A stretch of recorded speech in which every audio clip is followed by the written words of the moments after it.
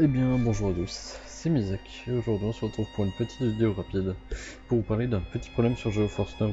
Un petit problème que j'ai pu remarquer suite en faisant 2-3 petits réglages. Par exemple, nous allons prendre un exemple d'un jeu qui est sorti depuis quelques années, Assassin's Creed Syndicate. Et bien, du coup, je vais dans les paramètres vidéo sur GeoForce Now. J'ai l'abonnement du coup premium de GeoForce Now qui me permet d'avoir le RTX, etc. et d'avoir des performances plutôt correctes. Si par exemple je venais à modifier ce paramètre en ultra élevé, ainsi que j'ai l'impression qu'on a une certaine RAM allouée en fait.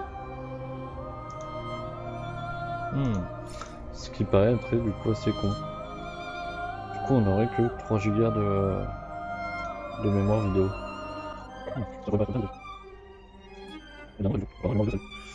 Donc le seul problème que j'ai pu remarquer, c'est que du coup dès que je règle des paramètres vidéo qui demandent au jeu de redémarrer, et bien le jeu redémarre et les paramètres ne sont pas pris en compte.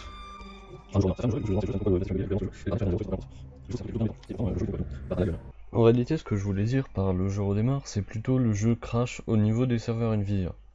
Enfin, en réalité, il redémarre derrière. Mais pour les serveurs Nvidia, il crash du coup, ça vous fait quitter la session. Et ensuite, la session redémarre. Sauf que le problème, c'est que du coup, la session précédente n'a pas été fermée correctement. Du coup, ça annule tous vos paramètres en cours. Merci Nvidia. Et en tout cas, sinon à part ça, GeForce Now tourne très bien. Ça fonctionne sur des machines du coup qui sont des serveurs qui fonctionnent dans ce qu'on appelle le cloud. En réalité, c'est plus des serveurs qui sont connectés avec une connexion fibre. Enfin, j'appelle ça la fibre parce que c'est équivalent à la fibre, hein, mais bon, c'est des connexions plus puissantes, je dirais, que la fibre. Et ils reçoivent des dizaines de centaines de connexions par jour pour jouer du coup à des jeux en cloud. Et notre PC, tout ce qu'il fait, c'est juste récupérer l'image de jeu, essayer de minimiser au maximum le délai. Et nous voilà en train de jouer à un jeu correctement et assez fluidement sur le PC, alors que le PC a des performances plutôt pourries. Voilà.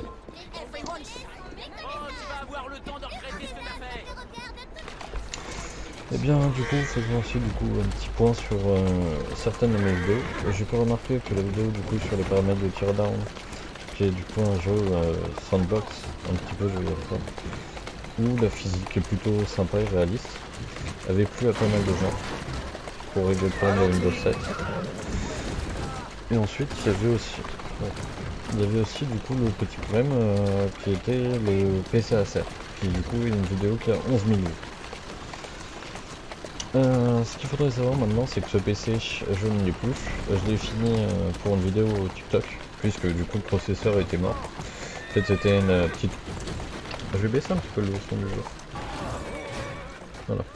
C'était un problème de soudure BGA, du coup, qui est le type de soudure utilisé pour le processeur. En fait, c'est des soudures à billes. C'est des billes qui posent et ensuite ils nous soudent le processeur dessus. Sauf qu'au bout d'un certain temps, les billes finissent par s'oxyder, ce qui fait qu'elles ont un mauvais contact ou autre. Ou alors, à cause de la chauffe du PC, elles finissent par du coup casser. Mais comme j'avais pas le matériel pour faire un reflow ou autre chose, et bah du coup je n'ai rien pu faire et le PC il a fini à la poubelle. Voilà. Du coup c'était un petit point pour 2 petites vidéos.